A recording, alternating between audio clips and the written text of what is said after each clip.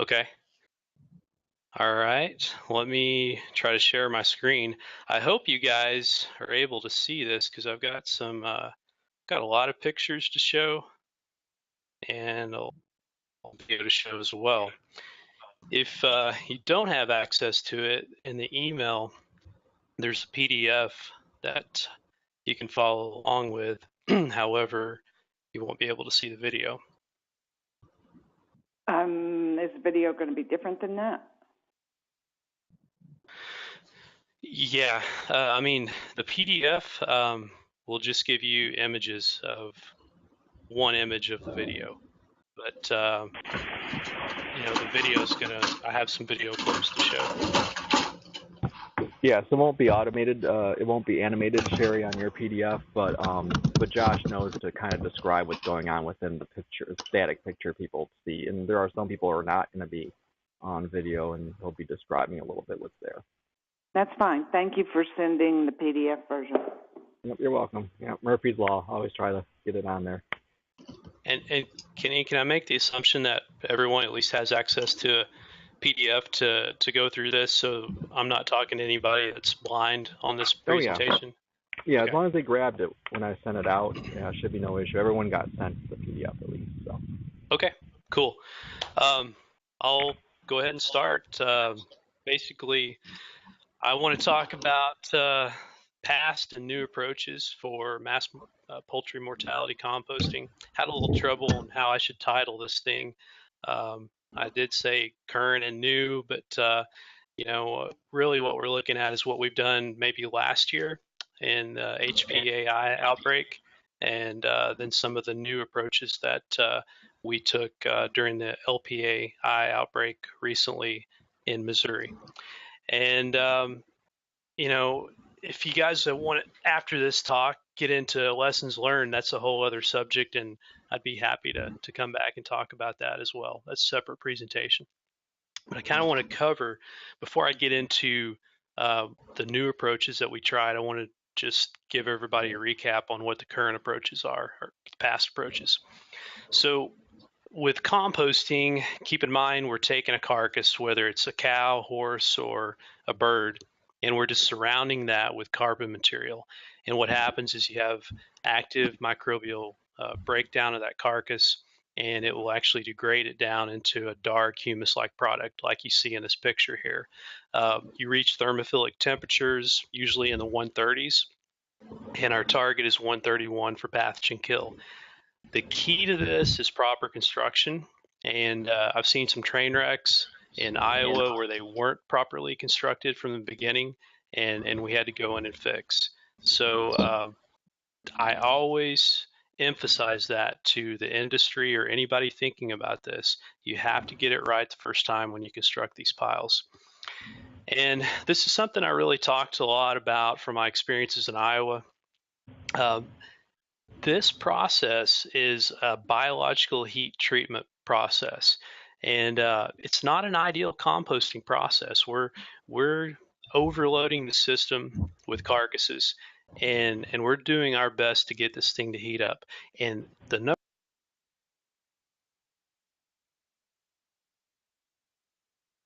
I don't care what the end product looks like, okay?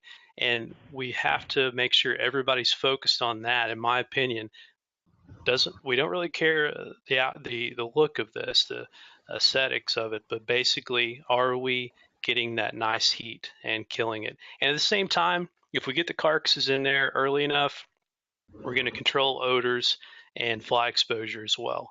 All of that really revolves around how fast you get those carcasses covered.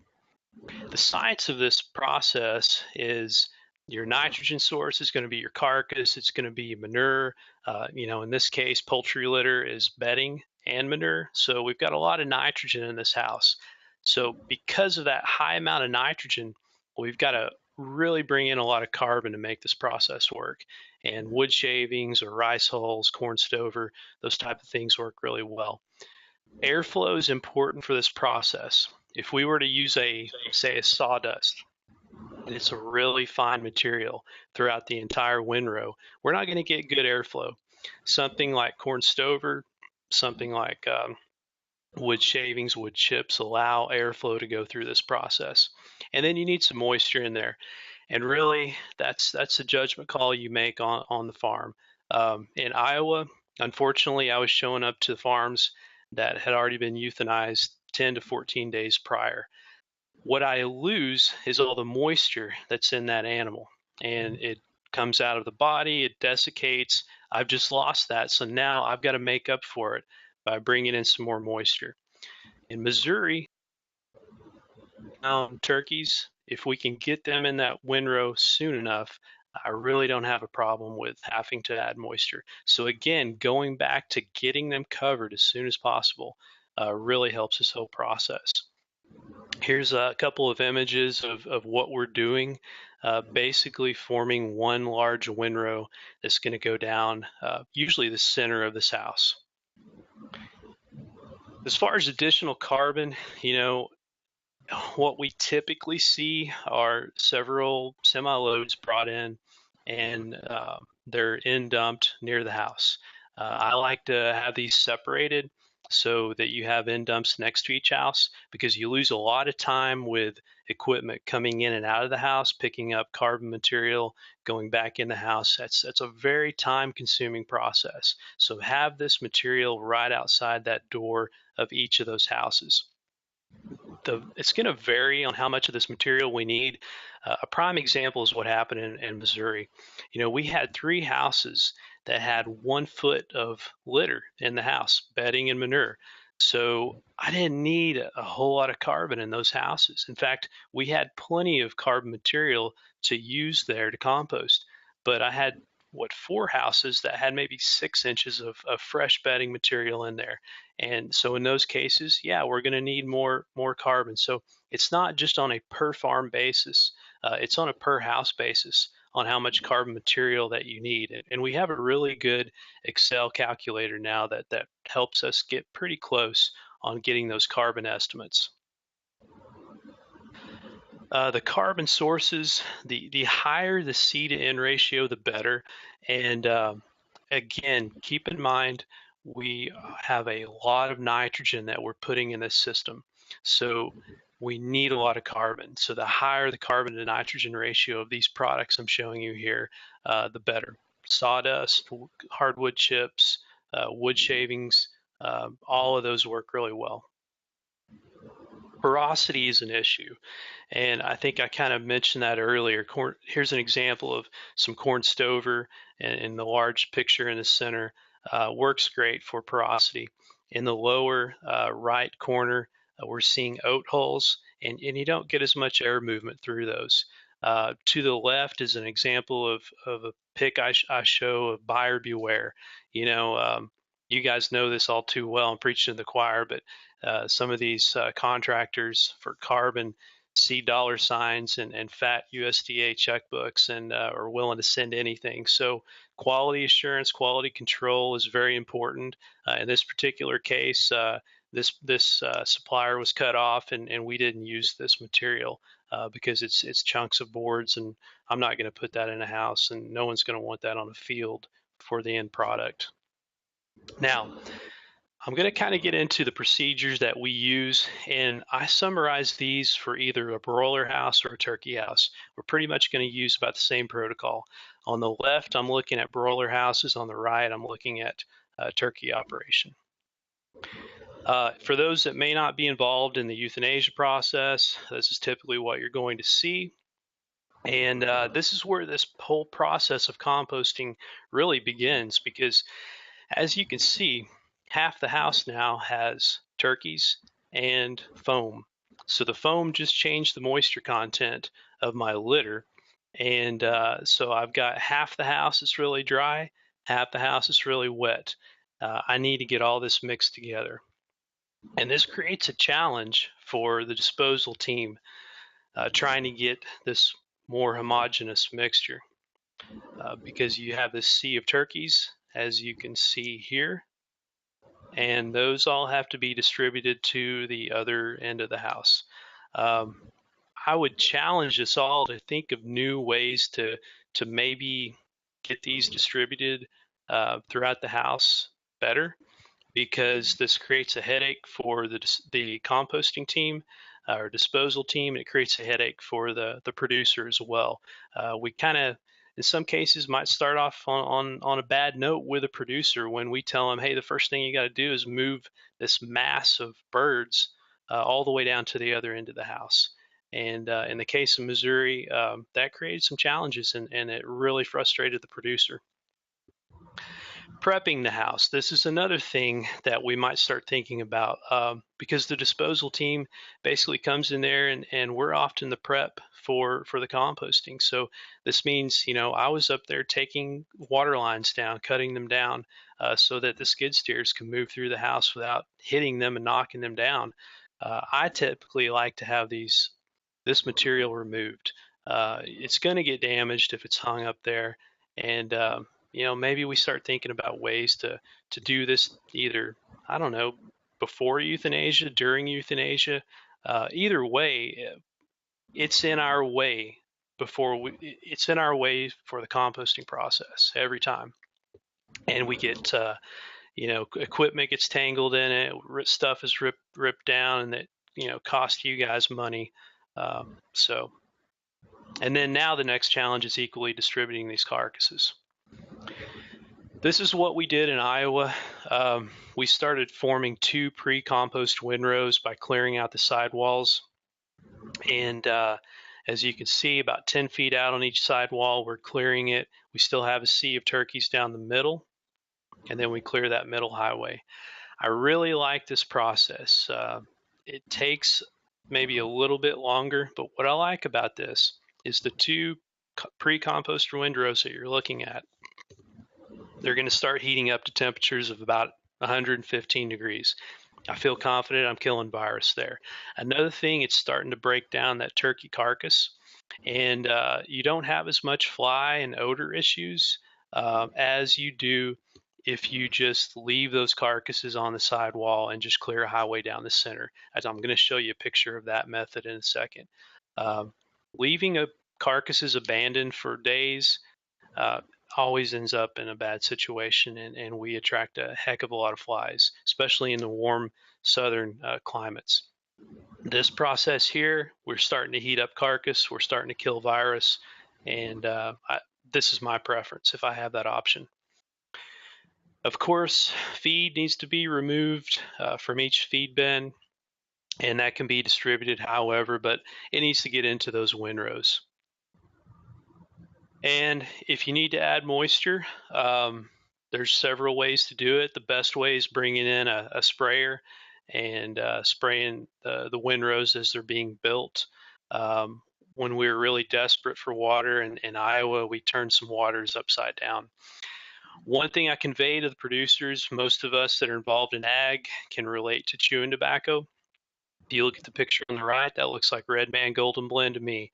I tell producers I want that moisture content, the consistency of chewing tobacco.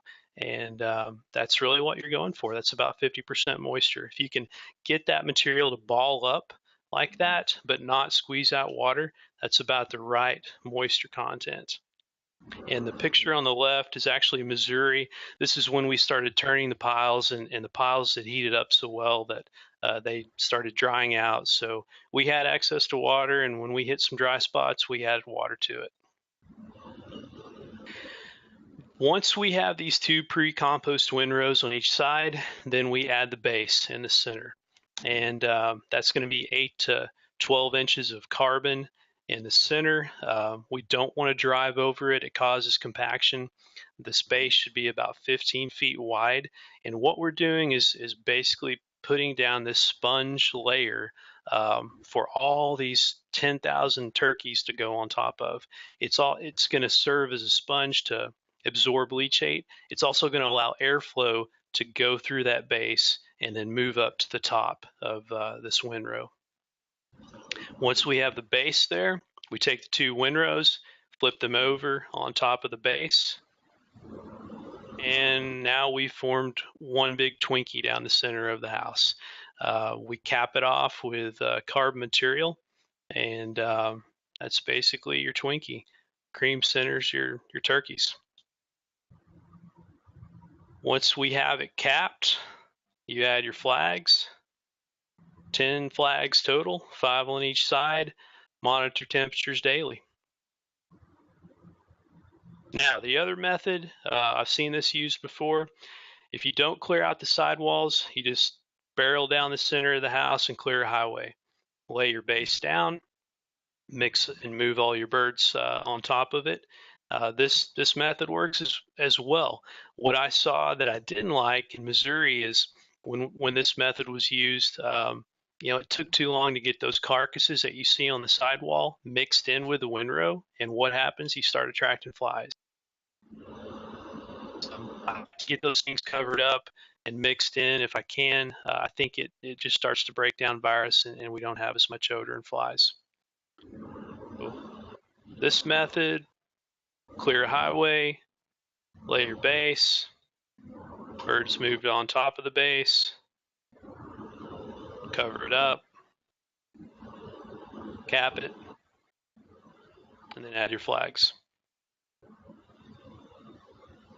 That's what your final windrow looks like, usually 500 feet long. It's about 7 feet high, about 15 feet wide. Notice in these houses, especially the one on the right, how clean the floor is, as well as the sidewalls. That organic matter, this is the best time to get rid of it, in my opinion. Put it all onto that compost pile, and you don't have to deal with as much organic matter during the cleaning process. This is an illustration of the chimney effect. So basically, you have this Twinkie. The center of it's the turkeys. Your base layer is 8 to 12 inches. Oxygen flow is going to be pulled up through that. So what happens to heat? It rises. You have metabolic heat from the bacteria. They're consuming the carcasses. And then you have this nice insulation or cap on top of it. So you're holding that heat in. It's building. At some point, it's starting to move up through that pile and escape. As it moves up, it's like a chimney. It's pulling air from the bottom. Oxygen's then flowing through the bottom of that base and up, and we reach those nice temperatures in the 130s. Pole barns, those were challenges as well. I can't stand working in these pole barns just because of the space limitations. We essentially had to do 2 windrows in those. Be open-minded to new approaches. The bag shavings approach we utilized in Missouri, and what I liked, and I'll be honest, when I first talked about this idea, I laughed a little, and I didn't know if this was even feasible, but for this particular site, it worked great. We brought in pallets of bag shavings. So by bringing in pallets, what I can do is strategically place all this carbon material. If we had taken bulk loads of shavings and put at the end of the house, it would have definitely cost us a few more days, because the producer would have then had to take all that material, bring it into the house, and lay the space. In this example, we brought in bag shavings. They're 8.5 cubic feet compressed, and then we had basically laborers go in there and spread the material for us. They could do one house in about 1 to 1.5 hours. And so along with the bag shavings in this particular instance came the labor to spread it, which worked great. Those of you that are joining by webinar, I'm going to show a video now. And here we're looking at the laborers. Basically, pallets are strategically placed throughout the house. They're knocked over by the laborers. The laborers then go in there, open each bag, and you have a crew that's going along kicking the material out. The plastic bags are then all gathered, placed in a large garbage bag, and the pallets are taken out of the house as well. So you have one guy that's taking pallets out, one guy that's collecting the empty bags, and the rest of the crew is spreading the shavings. I'm showing another video now of how they're actually spreading those shavings. Once the bags are opened, the crew's walking through and basically kicking that compressed shaving out and forming that 15-foot wide base.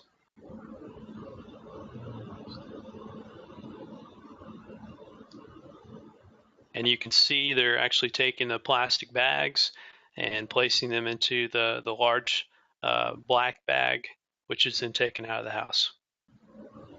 Now, to form a level base, the laborers actually took a cattle panel, and what we're viewing now is 3 of them walking through the house, basically pulling and swinging a cattle panel back and forth. And this creates a nice, uniform, leveled base. I've never seen one before that looked this nice, as far as just being uniform and level and not compacted. And here is an image of the constructed base. You see how nice it looks after you rake over it with a cattle panel. On each side, we've got our pre-compost windrows. Now, the next step is to take the pre-compost windrows, put them on top of the base. If you look to the lower right of the screen, you can see where we did that. Then we brought in additional pallets. The pallets were placed on the side of the main windrow, okay? And the crew then emptied the bags up right next to the windrow. So you see the shavings next to the base of the windrow. And then we brought in skid steers. The skid steers basically just pick up the material, flip it up onto the windrow, and on the bottom right, you see our final windrow. And notice, I'll show you a picture later of a different approach that we took. But notice this windrow is a little choppy, not that uniform. You have some spots where you have more material than others. That's normal. I mean, it's normally what you see when you're using skid steers to form these things. Okay, now what I want to cover, ideas that I've been discussing with industry, Tyson, Cobb Ventris, on broiler breeder houses, because if we're concerned about this virus hitting older birds, then the broiler breeders are the ones that we're concerned about in the chicken industry. In a broiler breeder house, it's a lot different than a turkey house, a lot different than a broiler house. On the right, you see there's nest boxes. Those nest boxes can be raised up, but only to a certain point.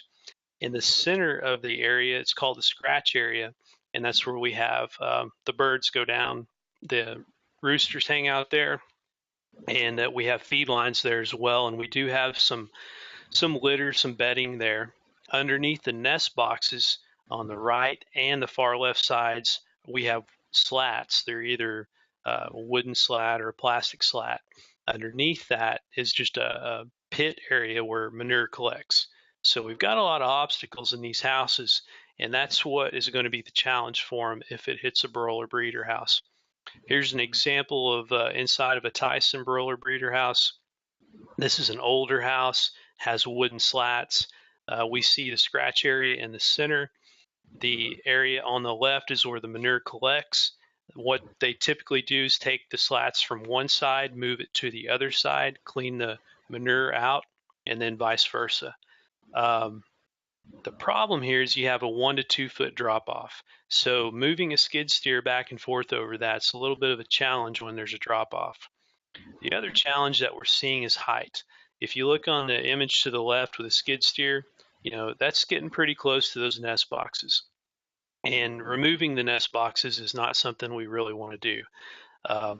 Height issues, the guy I'm working with here, Dr. Mike Herron from Oklahoma, he's probably, 5'10", and you can see him extending his arm, and it's really close to those nest boxes.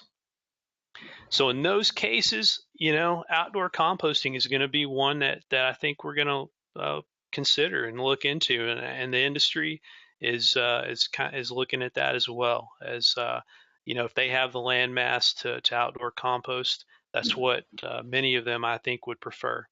But it's not to say that we can't do it indoors. I'll show you some pictures here in a second of indoor compost.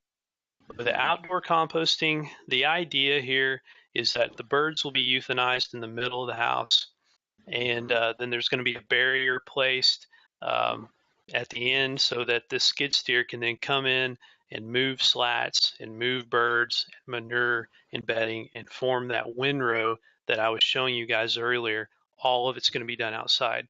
Now keep in mind in this house that you're seeing right here, at the bottom of the screen, that's a door that goes to the egg room. At the top of the screen, that's the big 12 to 15 foot wide door that the skid steer can come in and out of. You don't have doors at either end that you can get equipment in. You only have one door that you can get equipment in. So that's the challenge to these houses, as well as the slats and the 1 to 2 foot drop off, etc. Here's an example if we were to go in and remove all the slats, and if we're going to do indoor composting. So slats have to go. Now birds and bedding in the center of the area, scratch area, have to be moved to the side with the manure. Then we're going to take the birds and the manure, place it onto that base area where we formed a base, then cap the material. Can this be done? Yes. Has it been done? Yes. I have a colleague in Canada that was gracious enough to share some images of indoor composting in a breeder house. You see that slats are on the left. Those have to be removed from the house, and you start clearing an alley. All that manure on the sidewall is cleared, and then the birds have to be mixed with that manure. You then come in and you start to form this base, and now you can see the 1 to 2 foot drop off that I was talking about. So the carbon base is formed, and then you carefully start placing birds and the manure on top of the base and forming this windrow. Is this time consuming? Yeah, but it can be done. Of course, layer houses, your option here is outdoors, and hopefully you have enough land mass. As far as monitoring and turning, it's a 2-cycle process. So phase 1, we're looking at a 14-day process, reaching temperatures of 131 for 3 days. Phase 2, same thing. And composting expert will approve the piles and release them. You guys know all that too well. The turning process, what works really well on this is to have a crew that you can train to turn this thing in tandem. So the best way I describe this to guys is that this is a pencil, a large pencil down the center of the house, and we're going to sharpen that pencil with a knife. And the knife's going to be your 2 skid steers. So if you have the skid steers working in tandem, one moves forward, picks up material, and moves it 15 feet forward. That person backs up, the next person moves in tandem, picks up material, moves it 15 feet. Now, in order to do this, you're going to have to reserve 25, 30 feet at the end of the house where you don't have any of the compost windrow so that you can move the thing down 15 to 20 feet. There's a video here I'm showing this process. We see skid steer picking up the material. You can see the ammonia gas coming off of this, and heat as well. The skid steer's backing up, and as soon as that skid steer backs up, the next skid steer is picking up material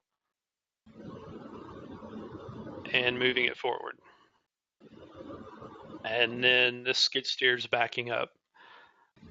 And that's the most efficient way I've seen to actually turn these piles.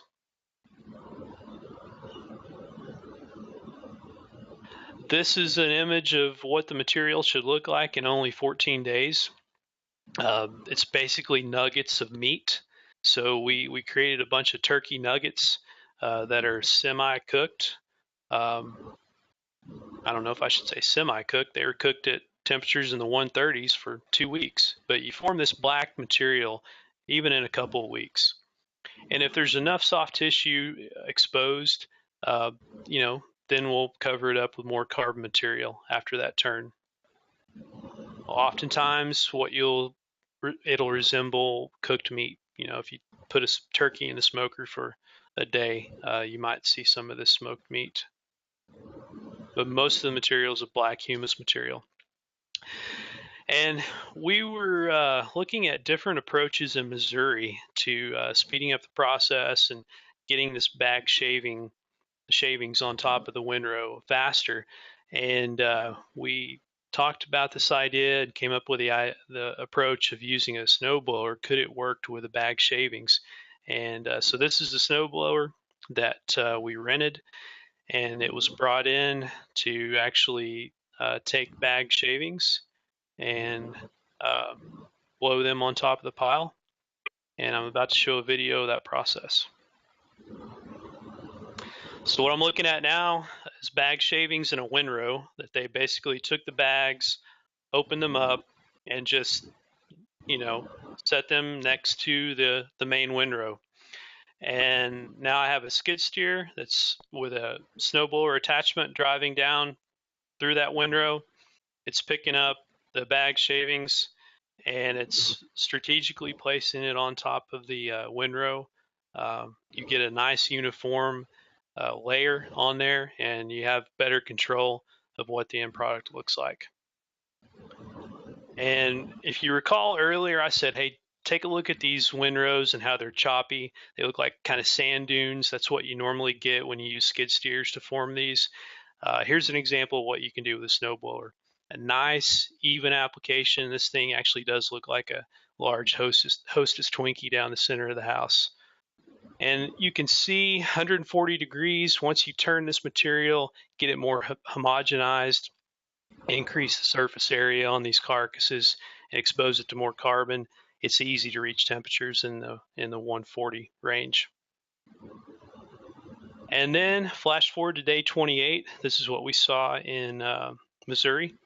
We've broken those carcasses down. I'm not seeing feathers. I'm not really seeing meat.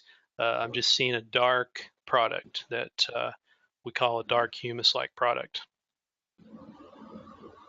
And this is the final compost from Missouri as it's removed from the house. It's a soil amendment that can be utilized. And I put the thermometer there because I wanted to remind everybody, once we take it out of the house and pile it up, guess what? It's going through another heat cycle. You've just aerated this, you've turned all that material again, and it's going to heat up. And this is an actual picture of the compost material from Missouri, and it was reaching temperatures of 115 degrees. So further degradation of that carcass, another heat cycle helps break all that down. Here's an image of our end product from Iowa. This is corn stover and turkeys mixed together for 30 days.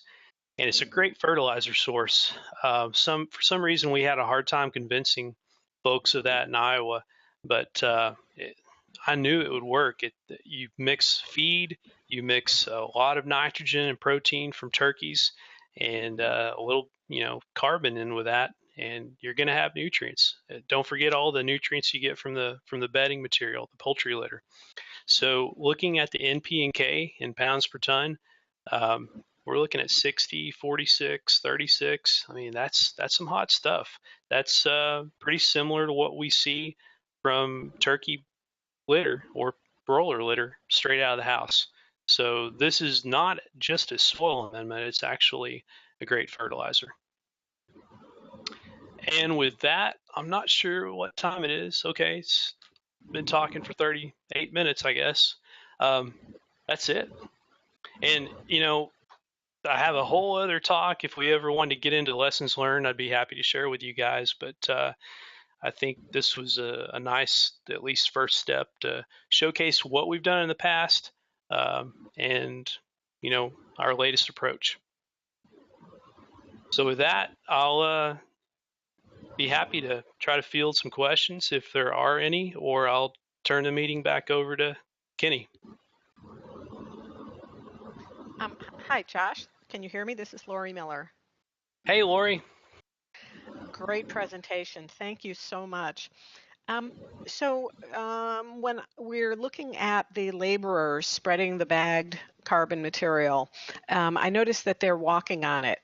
And previously you had mentioned that you didn't want to put weight on that base layer. So is the pedestrian traffic okay, but it's heavy equipment that's not okay? That, I think it's fair to say. If we're going to have anybody walk on it, I try to do a minimal amount. But in this case, it worked. So I guess Our recommendations are to stay off of the material so we don't compact it. But from this experience, the pedestrian traffic didn't seem to affect the base and getting proper airflow up to that. Thank you.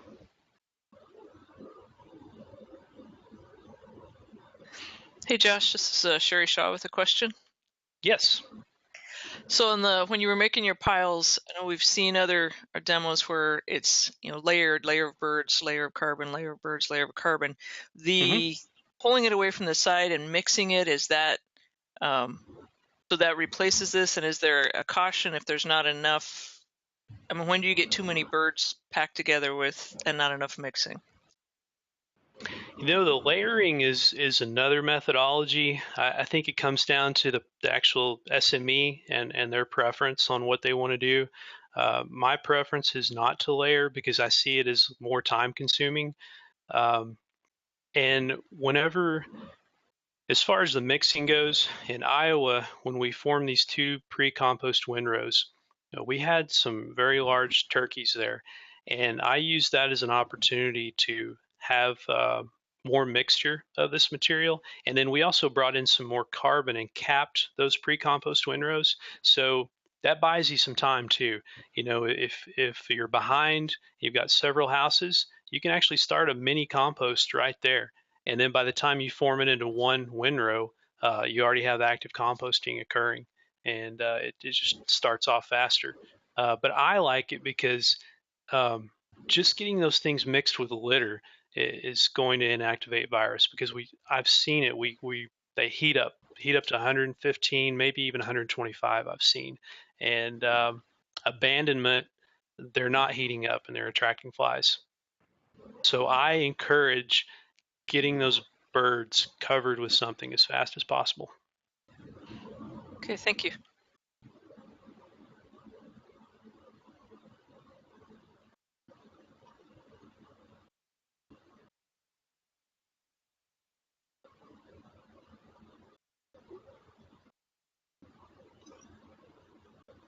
Any other questions for Josh?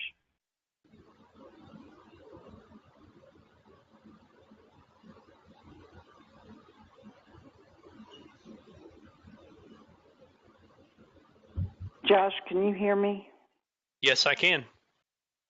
Don't you think it was that type of material that we used in Missouri that aided to keep it from compacting? It had been treated a little bit different. And did you mention, I didn't hear you, that it was a salmonella-free product that we put in there?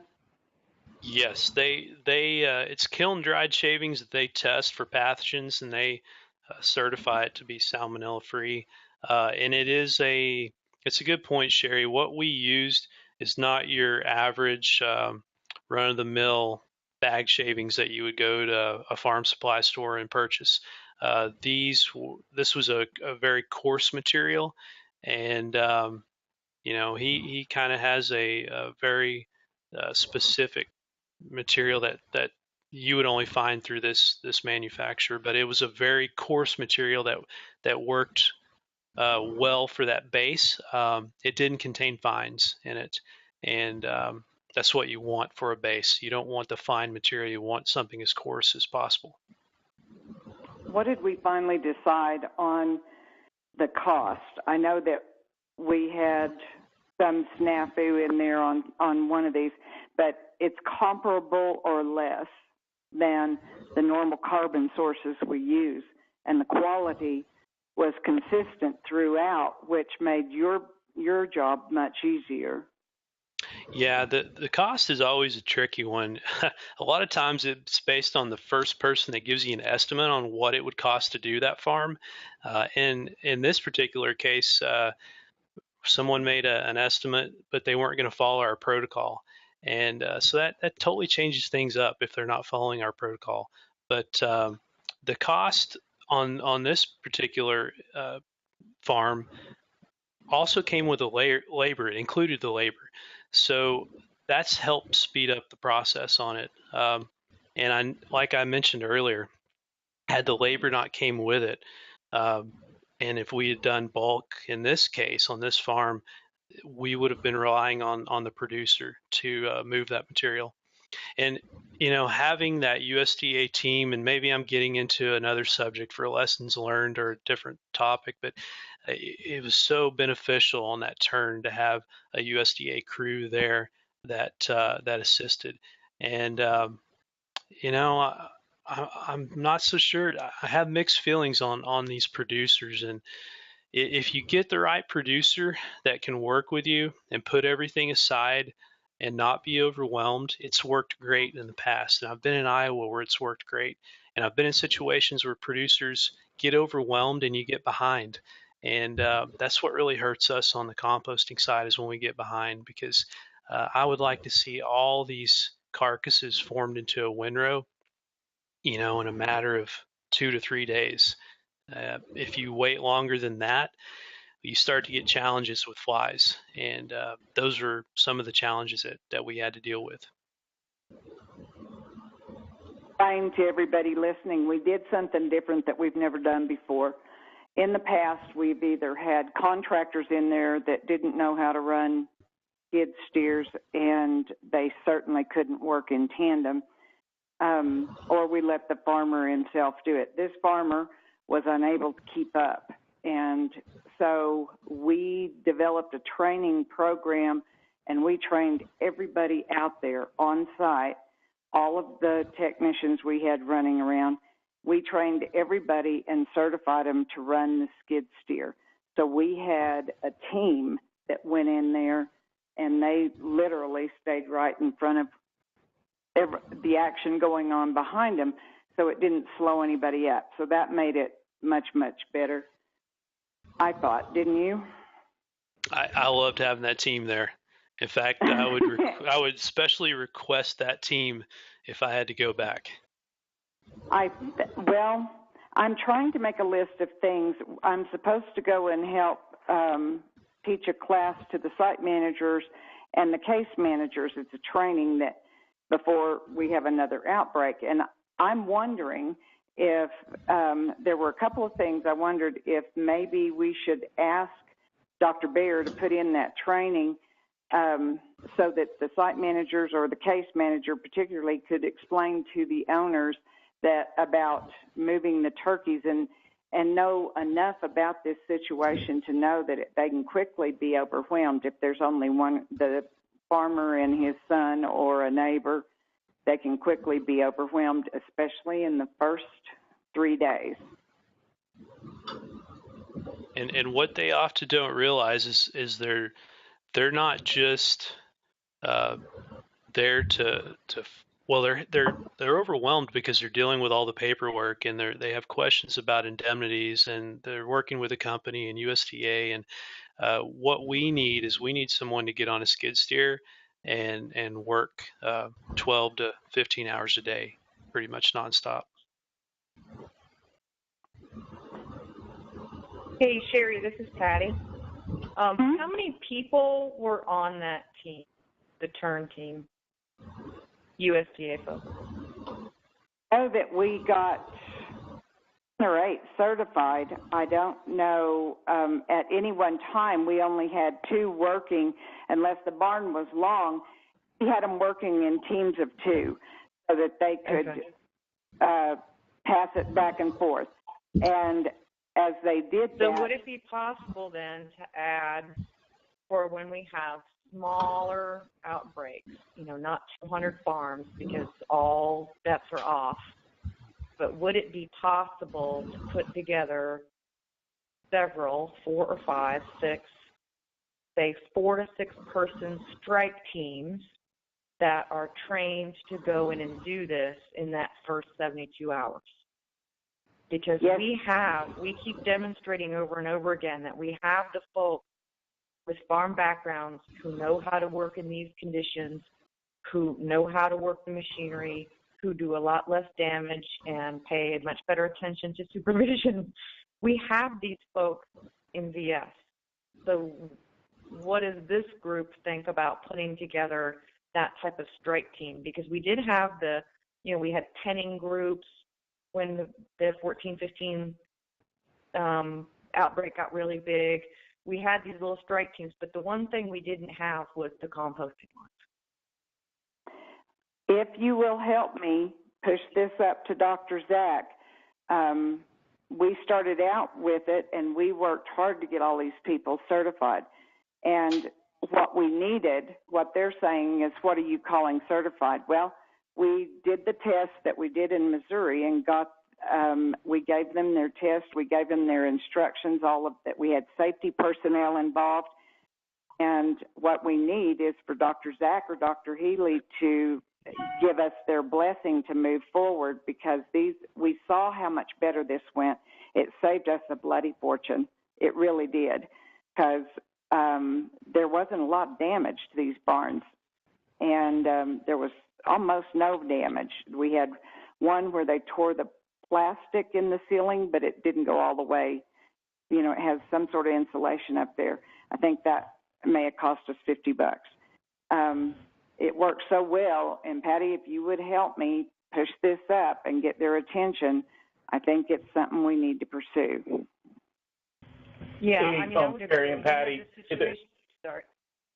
Sorry. No, hey, Sherry and Patty, this is John, and you know, you're absolutely right, spot on. I guess the one thing we'll need from Josh, you know, the tension that comes from this, like, I think this is a great thing to prepare for and do, like you said, Patty and Sherry. The one thing we're going to need to do, though, is, and I think you need to work with Josh and maybe some of the other experts, is we really want to set requirements for the time on this. I mean, Josh has made the case you want to get on this right away. You don't want it to dry out. You know, a lot of good reasons to get on it right away. So if we set a requirement that once the birds are dead, we want these windrows up in a period of time, that takes the tension of the producer, who more often than not are always going to want to do this because of the money involved. Right? Right, and I know some of the state vets involved with this really didn't want to agree to this because of the money involved that they've potentially taken away from a producer. So the way around that is to set requirements on time that if a producer can meet it, great, but if they can't, then, well, we'll meet it.